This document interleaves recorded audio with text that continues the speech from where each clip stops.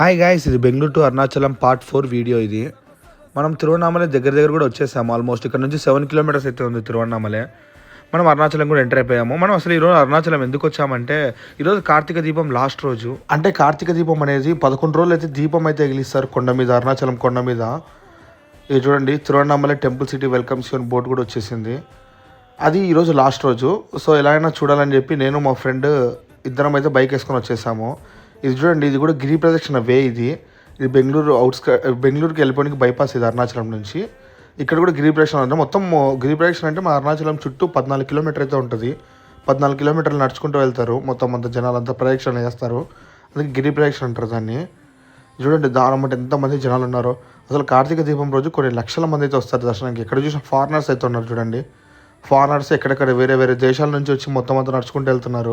వాళ్ళు కూడా గిరి ప్రదక్షిణ చేస్తున్నారు. నెక్స్ట్ వీడియో ఏం జరిగిందంటే పార్ట్ 5లో కలుద్దాం గైస్. Thank you for